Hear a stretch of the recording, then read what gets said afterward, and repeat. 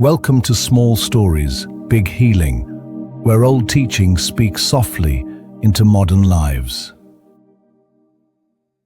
When you cannot stop your mind from racing, when every decision feels like a mountain, when thoughts spin endlessly, leaving you exhausted before the day even begins, this story is for you.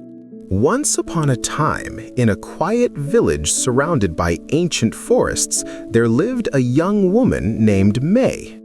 May was known throughout the village for her intelligence. She could solve puzzles that stumped the elders. She could predict the weather by reading the clouds.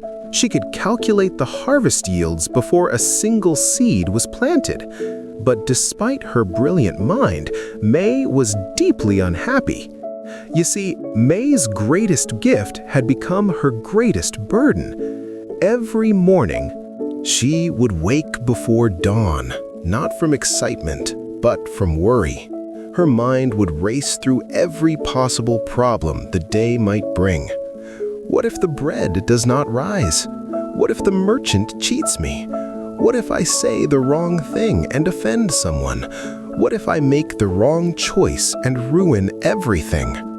She would think and think and think, turning each small decision into an endless maze. Should I take the forest path or the river path to market? The forest is shorter, but what if it rains? The river path is safer, but what if I am late? What if being late costs me the best vegetables? What if poor vegetables make a poor meal? What if a poor meal disappoints my family? By the time May finished thinking, the market would be closed. Days passed, then weeks, then months. May found herself paralyzed, unable to move forward, trapped in the prison of her own thoughts. One autumn evening, as May sat frozen at her doorstep, unable to decide whether to visit her ailing grandmother or stay home to prepare for tomorrow, an old traveler passed through the village. He was a weathered man with kind eyes and a walking stick carved from driftwood.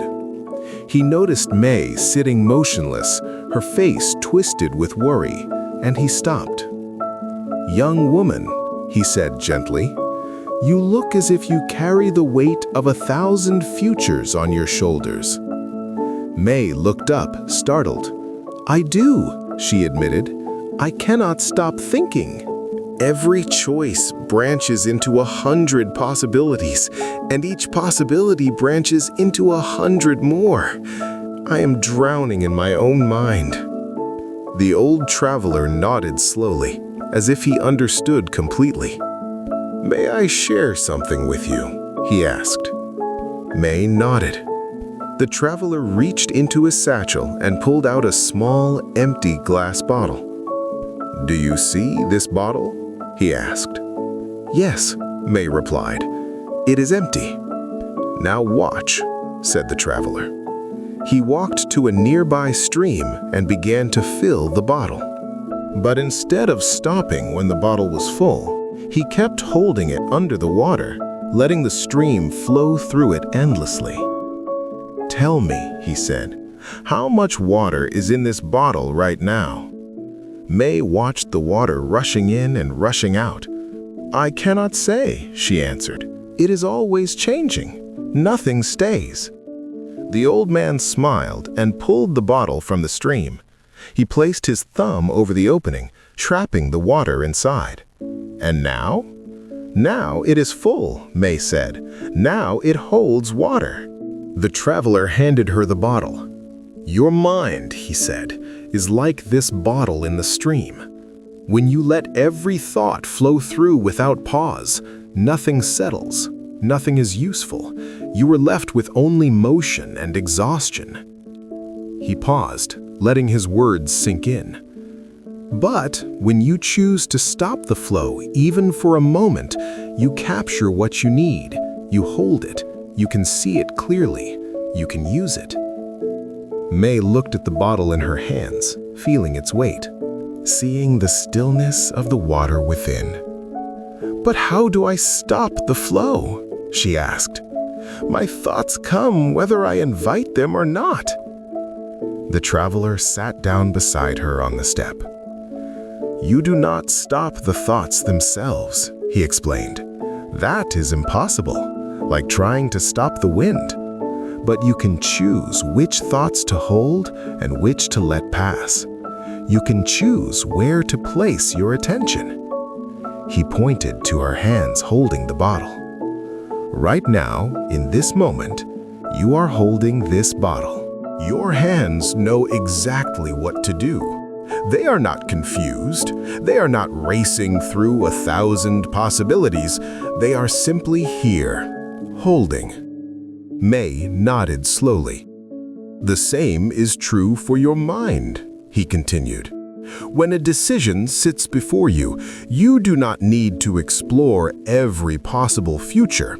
You only need to ask yourself one question." "What question?" The old man smiled. "What is the next small step I can take right now?" He let the question hang in the evening air. Not the 100th step, not the final outcome, not every possible consequence, just the next small step. That is all your hands can hold. That is all your moment requires. May sat in silence as the traveler's words settled within her. She thought about her grandmother, alone and unwell, just a short walk away. "The next small step," May whispered to herself, "is to put on my shoes." And so she did. Then the next step was to stand, so she stood. Then the next step was to walk to the gate, so she walked. Step by step, thought by thought, she moved forward, not by solving the entire maze at once, but by simply taking the path directly in front of her.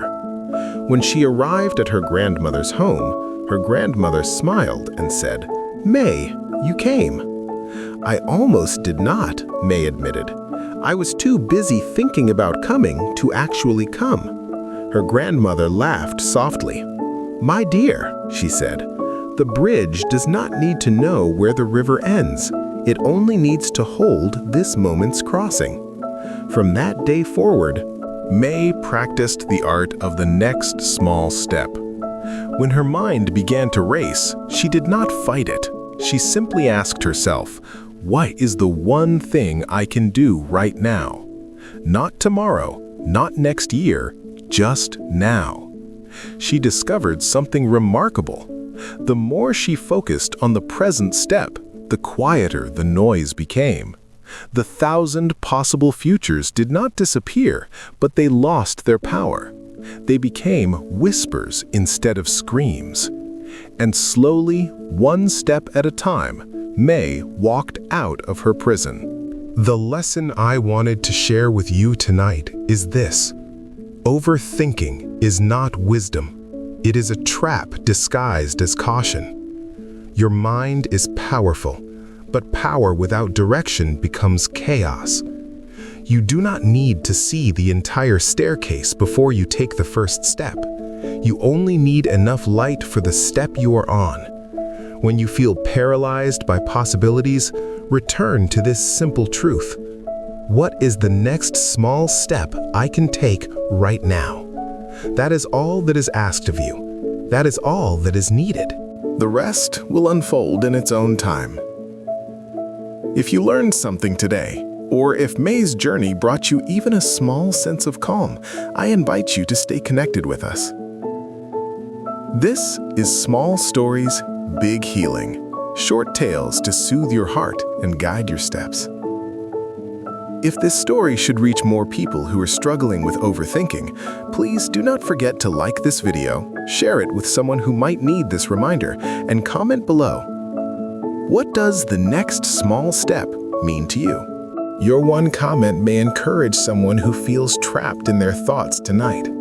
And if you would like more stories that bring gentle comfort and insight, please subscribe and ring the notification bell so you do not miss the next healing tale.